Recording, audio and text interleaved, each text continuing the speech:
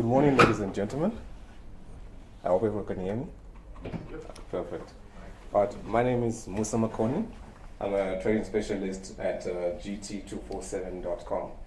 We offer trading in instruments ranging from equity CFDs, currencies, indices, commodities, and most recently cryptocurrencies, which include Bitcoin, Ethereum, Ripple, and Litecoin.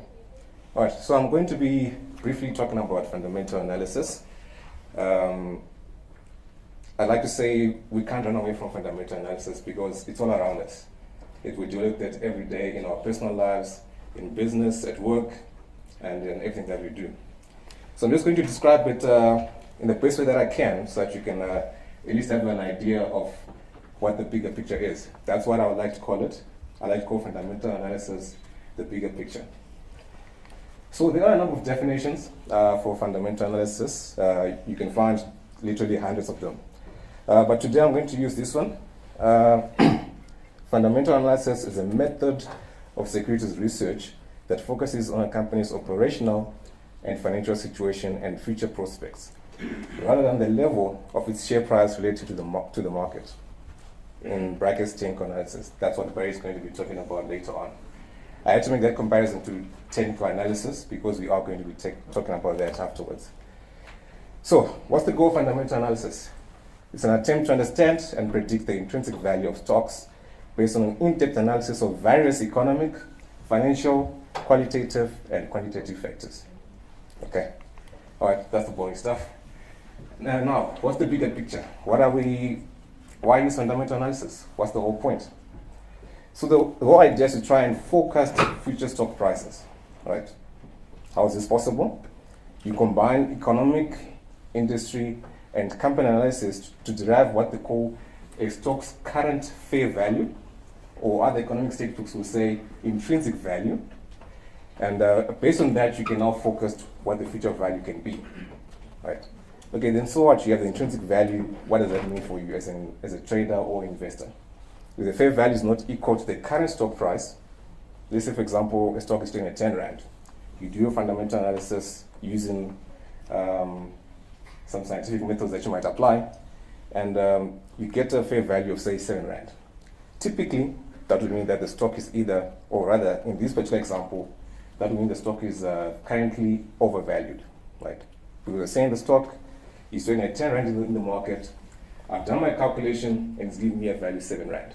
So effectively, this stock is expensive in the market, and I'm only willing to pay when it's at 7 Rand because I believe, based on my analysis, that's the normal price that I should be paying for this stock. Okay? So overall, the goal is to find undervalued or overvalued assets using the techniques which I've mentioned above by analyzing the economy, the industry, and the individual company itself. All right, so what's the measurement? That's the one that I was talking about. If the current market price is less than the fair value, intrinsic value, then that stock is what we call undervalued. So ideally, you should be looking to buy that particular stock. If the current market price is greater than the fair value of the stock, then that stock is currently overvalued. So you shouldn't be looking to buy all out at that particular stage, because there might be room for it to come off or to decrease in price until it gets to that level which you have derived as the fair value of the stock. Then all things being equal, which is very rare, otherwise we will not have a market, because the current market is equal to the fair value or the intrinsic value. The third one rarely happens, because if that happens, then there's no market for traders to trade in or investors to invest in. Okay. So what are the main areas of fundamental analysis? All right. We start off with the macroeconomic areas, which is basically a branch of economics that studies the behavior and the performance of an economy as a whole. All right. And then we have the microeconomic view, which is the study of individuals, households, and firms' behavior in decision making and allocation of resources. And then we also have company analysis, which is a traditional analysis of a company's financial statements, which includes balance sheets, cash flow statements, income statements, trading updates, production updates, and so on. Okay, so under the macroeconomic view, what do we have? we're looking at the GDP of a country, right? Is the country consistently producing good growth numbers? We can give an example of China in the recent months, or as a matter of fact, last week, China had relatively weaker GDP numbers, still relatively good when compared to other emerging markets. But there was a concern that if China slows down, and China being a big player in the emerging market space, that will have other several impacts on South Africa included. So what did the Chinese government do?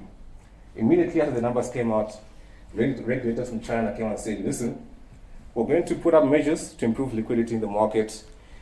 We are going to make it easier for banks to get cash from each other.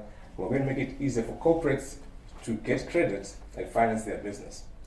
These are ways that the Chinese government is trying to stop a possible outflow of funds from their economy because of weaker GDP numbers. So it's a very important number, and as a trader and investor, it's something that you need to keep an eye on in the long run. Okay. The unemployment rate, also a very big factor when it comes to macroeconomic review. You always want more people participating in the economy, producing either via being employed or being producers of goods in the market. And the other factor as well is the inflation rate, which is essentially the value of the money that is in your pocket. This needs to be stable. It doesn't necessarily have to be a negative, which we would now call a deflation. Inflation is good, but it has to be maintained within a certain range, which is good for economic growth and for the economy as a whole. Okay. The microeconomic view.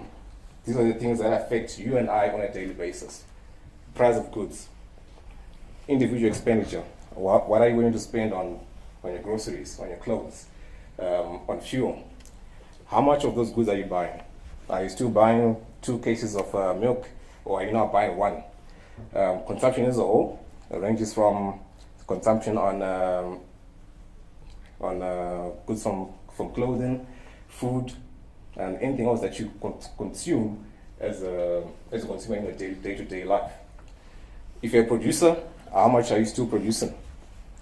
Wages. Is the wage increase in your salary sufficient for you to maintain the level of expenditure that you've been having over the past years? The cost of inputs. How much does it cost to produce 1 liter of or 2 liters of cooking oil in this day and age? Is it sustainable? Can you produce at that cost and still generate a profit? And individual investment. How much of your income are you able to set aside to invest or to trade? These are all factors which affect us on a day-to-day basis, and they are paramount in fundamental analysis to understand the behavior or some of the stocks that you might be trading in, or some of the commodities that you're going to be looking at. And then lastly, company analysis. So we are talking about balance sheets, income statements, cash flow statements, and depending on the company, you also have to look for production updates for example, with miners and manufacturers. Right? For miners, a miner needs to produce a certain output to break even. So you also have to take a look at those production updates to make sure that, okay, miner X is producing 10 metric tons per year. If the next year they produce 5 metric tons, which is good, but is that enough for them to break even and to cover their costs? That's also a very important factor. Manufacturers, are they able to produce at a cost which is sustainable, which makes it easier for consumers to buy their goods and make them generate a profit in the long term? We also have to look, nowadays we have what they call trading updates. So a trading update is essentially an update that a company gives if they feel that their results are going to differ by more than 20% from the last set of results. So it's important to also look out for those trading updates. Unfortunately, there's no way to forecast when a trading update is coming out, and the best way to look for that is by watching the JSE sales. So whenever a company is reporting earnings which differ by 20% from the previous period, whether it's a profit or loss, they'll post it on cents. And it's important to also take a look at that. Okay. I hope we're still together. Awesome. All right, so there are 2 main approaches to fundamental analysis. And the first one, they call the top-down fundamental analysis, and also what they call the bottom-up fundamental analysis. The fancy words, but it simply means which direction you start looking at all these things from, right? So with a top-down approach, right, we're saying that you start by looking at the macroeconomic level, which is the broader view of the economy, of the country, and you start looking from that level, going on downwards to individual factors which affect you as an individual, and lastly, the company itself. So this graph will explain better, or this chart will explain better what I'm trying to say. So you start from the global economy. What's the water story nowadays? We have trade wars, okay? There's a trade war between the USA and China. How does that affect South Africa, okay? Then you say, okay, for a local miner who's mining iron ore, they want to export to China. But if the USA is putting up measures which restrict China from trading with the USA, it means they're going to buy less from the South African producer. South African producer is now affected. The sector is going to produce less numbers in terms of production, which automatically means less profit, right? The industry as a whole is going to be affected because for some reason maybe the company might be forced to employ less people, cut down on output, and cut down on various tools that they use in their mining. And then lastly, in the specific business, you're going to see the impact in the numbers, in the financial statements, the cash flow reports, and ultimately the share price. Right? So that's what top-down approach is. Basically, you just start from the top and you finish right at the individual business itself. Or alternatively, you could do what they call the bottom-up approach, which is just the opposite of what I've just described. So analysis begins at a microeconomic level, typically starting with the actual company itself. So you analyze the numbers, with the production, how's the company been doing, and then you grow up until you reach the global economy. So it is the exact replica of that other chart that I had, but you start from the business and you ending up at the last column, which is the global economy. Okay. All right. Okay. We've talked about all this. Almost sounds boring to some extent, but are there key areas that I really need to look at if I'm a trader or an investor? Whereas when I get a financial statement, but what does it mean? What do you need to look at? Okay. So there are what we call the 5 main elements of fundamental analysis. Firstly, we're what they call earnings per share, right? Just going to describe it in small detail. So this is the easiest ratio used for comparisons about a company's profitability. And the simple calculation is simply a company's net profit. You divide that by the number of outstanding shares which are listed by that company. Right? So what it just basically gives us just an indication of how this company has performed relative to the number of shares that are in issue. So you can compare this with earnings per share for a similar company within a similar sector. That's the most effective way to make a comparison. You have to compare apples with apples. So if you compare an earnings per share for a banker, it's more prudent to compare with the earnings per share for another bank as well. Same thing with miners. That way you can get a comparison which suits that particular industry, because remember, the factors which affect each and every industry are different depending on the environment that they operate in. Okay. And then we also have what they call the price to earnings ratio. So this is a mostly widely used financial ratio in stock valuation. And it is simply calculated as the price of the share divided by that earnings per share that you calculated earlier. So you cannot derive this without knowing what the earnings per share is. Okay.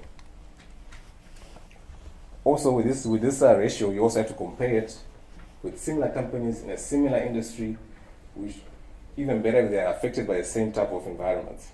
Right? So it might not be prudent to compare a South African bank to a USA bank. Yes, you can do the comparison, but there might be some factors which don't affect the banks the same. For example, interest rates. Banks in the USA might be affected by a different interest rate regime compared to banks in South Africa. Okay. And then we have the price to book ratio. I'll simply explain what book value means. So a book value simply refers to the total value of a company's assets that shareholders will receive if a company were to shut down. Right? And the simple calculation for that is the price of the share divided by the book value. And then another measurement which is of particular importance, particularly in a high interest rate environment, is the debt to equity ratio. Right. So with the debt to equity ratio, what you're trying to figure out is how leveraged, or how, I'd like to use the word borrowed, or how geared a company is relative to its shareholders' equity. Right. So this is simply the total liabilities of a company. Total liabilities we're referring to the amount of money or how much a company owes to its creditors. So total liabilities divided by the total shareholders' equity. Right? So ideally, depending on the company, we don't want this ratio to be more than 50%. Right? So by 50%, I mean we don't want more than 50% of the company's borrowings to be greater than the total shareholders' equity. Of course, this is different nowadays with the valuations that we're seeing for tech stocks like Uber, Snapchat, and so on. They'll have massive valuations, and the debt-to-equity ratio can be massive. But that is specific to that particular industry. Traditionally, you want that debt-to-equity ratio to be in a range which is at least 0.5 to the region of 1. That region is what is termed relatively safe, and the company should be able to pay back that money without or with relative ease to some extent. Okay, and lastly, the return on equity. I think this is the biggest one that shareholders will look at. If you're a shareholder in a company, you want to know how much money or how much income is the company making for me as a shareholder. And this is the most important number that you look at. So it measures how much a profit or how much profit a company can generate with money that has been invested by shareholders. So you see most shareholders who talk all the time about this return on equity, but how much ROE did I get? That's a common term for it, ROE. How much ROE am I getting on my investment? How much time do I need to recoup my entire investment? And this is the number that most investors will be looking at. Or if investors are looking to invest in a company, that's the number that they want to know before they put in their money into an investment. Okay. And it's normally expressed as a percentage. The other ratios which I was talking about, they'll be expressed as a ratio, 0.5 or 1:2 and so on. But this number is normally expressed as a percentage. And with most companies, when they do release their financial statements, they normally highlight this within the first page of their financial statements as well. Okay, are we still together? Awesome. Okay, so these 5 elements that I've talked about do not mean anything on their own, because the end goal is to compare and to see which one is the most suitable investment for you to make at that particular time. So they're best used in comparison with similar companies, ideally in a similar market segment and under similar microeconomic conditions. That's where you can make a good comparison to say product A or stock A is better than stock B. And with any data, it is always best when using comparison to prior corresponding data. Right? So if you're looking at the profitability of a company, you want to compare, if it's quarterly numbers for the third quarter, you want to compare to a similar quarter prior to that. If it's yearly numbers, you also want to compare to the previous year similar to that same period that you're reporting for now. So any data that you use, for it to make sense, there has to be a comparison that is based to it, and the comparison must be to a similar product in that same environment.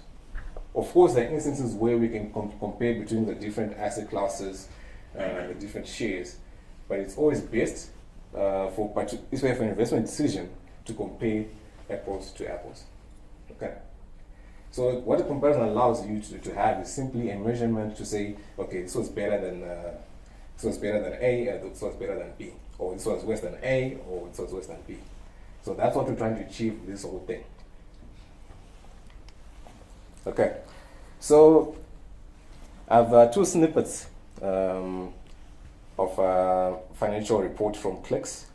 The one on the left is for 2017, and the one on the right is for 2018. Just on face value, as a trader, when when the company releases results, you don't have much time to react to the results. So you want a quick snippet of what happened in those particular companies. And thankfully, most companies will highlight the most important factors or the most important numbers which are important to that particular company. So for 2017, right, the group turnover was up 10% compared to 2016. That's the most important thing. Health and beauty turnover or sales were up 14.3% compared to 2016. Cash from operations was up 1.1 billion, and diluted headline earnings per share were up 14.8%, and the interim dividend, which was declared for that year, was up 16.5%. Okay, so you now have the data for 2017. You can now compare to the 2018 data, which came out last week. So last week, Clicks released its yearly results once again, and they reported group turnover of 9.1%. So comparing with 2017, it's a good number, right? 9.1% is a good number. But in terms of growth, that was less than what we had in 2017. Okay. And some guys will be concerned about that and say, listen, okay, the company maybe did have some good sales, but this was less than what they increased by last year. It might be a concern for some investors because they're looking for higher returns on their investment. Right? But then if you look down further, they say they generated cash from their operations of 2.5 billion. The previous year it was 1.1 billion. Any business that generates that much cash in this economy should make a shareholder happy.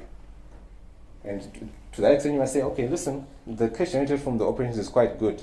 So I might let that 9.1 slide, or rather, that 9.1% increase slide compared to the 10% that was received last year. And then even better, if you're a shareholder, you like dividends. That's what you want to see at the end of the day. And in this year's results, the total dividend is up 18% from last year. As a shareholder, I'm happy. And if I'm already invested, I'll stay invested, or I might even buy some more. Because I'm looking at this company's reporting, I'm thinking, okay, if they can maintain this trajectory and they have so much cash which is being generated by the business, maybe the business has the ability to continue on this upward trajectory. Okay. And now let's take a look at EOH. 2017, the last one on the left. Revenue was up 21%. I hope you can all see it. Revenue was up 21%. Operating profit up 29%. Earnings per share up 17%. Cash up 29%. And dividends were up 16%. So 2017 was clearly a good year for EOH. All right. Now let's fast forward to 2018. And the picture isn't so good anymore. Fortunately, they didn't put up the percentage increases. But generally, revenue did increase to 16 billion from a prior recording of 15 billion. However, the profit margin decreased to 1.1 billion. And that's from a prior recording of 1.7 billion. And as a shareholder or investor, that's already a red flag. You're asking yourself, okay, what's going on with the company? You should start digging up some more. And then the next thing that they flagged was the earnings before interest and tax depreciation. And then they said that decreased to 1.7 billion from a prior recording of 2.1 billion. On earnings, 2018 wasn't such a good year for EOH. So as an investor or a trader, this is the type of information that you need to use to come to your investment decisions. So the price falling isn't always a bad thing. Because we've seen the price of EOH coming down. Investors are a bit edgy. They think maybe there's something going on with the company. But it might be a good buying opportunity if you feel that there's more value for the company going forward. And how do you know that there's going to be value for the company going forward? If you do that fundamental analysis, take a look at the factors that are affecting the company, which space do they operate in, what's the source of the revenue, is it sustainable in the long run, and if you do want to dig deeper, you can look into the management of the company to see do they have the right guys who are managing the company. Okay. All right, now let's take a small look at South 32. These are the financial highlights for South 32. For those who don't know, South32 is an Australian-based miner. They do have operations in South Africa, and these are the 2015 to 2016 financial highlights. So you see what I was talking about earlier about the comparison. They do state in the results how different they are from the previous year. So for full year 2015, the results were 7,743 million. But for 2016, those numbers are decreased in terms of revenue to 5,812 million. Right? And the next change they highlighted for you there was down 25%. So there's a decrease in revenue of 25%. That's a big number by any measure for any company, whether you're a big conglomerate or you're a small business. A decrease in 25% in revenue can change the whole trajectory of your business. Okay. So generally, 2016 was such a great year for South32. As you can see in the brackets mean less compared to the previous level. There was a decrease in profits, earnings per share, underlying earnings, and return on capital as well. So not such a great year. Okay. So in this year, how many people would have invested in South32 in 2016? By show of hands. Okay. So one would have invested in South32 in 2016. And then now let's go to 2017 and see what happened to the same South32 and look at the change. What's the difference in 2017? Anyone?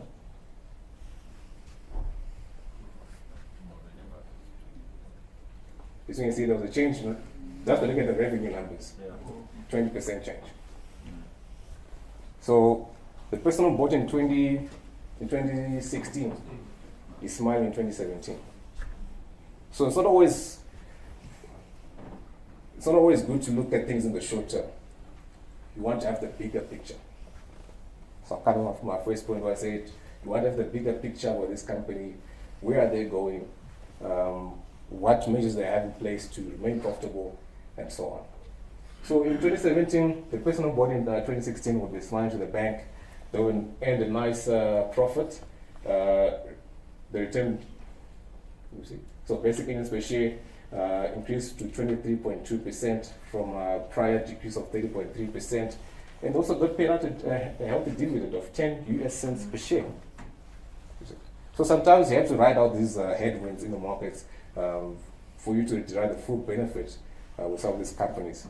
Because remember, markets are cyclical, seasons change, regulations change, and if you do have the right knowledge about the business as a whole, you can withstand the small headwinds which are going to face in the short term and derive full benefits in the long term. Okay. And now talking about the importance of perspective. This is a certain stock on some exchange. I can't remember what exchange. Just by looking at the chart, I'm sure some of you guys know a bit of technical analysis. Just by looking at the chart, would you buy this stock? The way it's looking at the moment. If you would buy, just raise your hand. Okay. Perfect. So we have someone who would buy the stock. So we have circled right at the bottom right. That's where the stock price was in that particular time. Let's go to the next slide. Okay. So this was the white circle is why I circled earlier. Where's the stop loss in there? The stop loss can be anywhere you want it to be. All right. So this is the same stock that I showed you in the previous slide. The one circled in white, that's where some of you said would buy. And where it's circled in red now, this is where the stock is. Would you still be buying it? I'm sure most of you say no. Okay? And fortunately, this is a stock that you're all familiar with. This is Naspers. Naspers has come down quite a bit from the highs that we saw towards the end of last year. And what we have here is what technical analysts like to call the classic head and shoulders formation. I'm not going to talk much about that. Barry will dig deeper into that. So yeah, we have a classic head and shoulders formation, which is normally a bearish indicator, right? And subsequently, we've seen Naspers falling literally off a cliff from its highs that we saw last year. Okay. But yeah, Naspers has fallen, but why? What caused this downtrend in Naspers? So the important story, I'm sure we've all heard about Tencent. Tencent, which is one of Naspers' associates it's a Hong Kong listed company.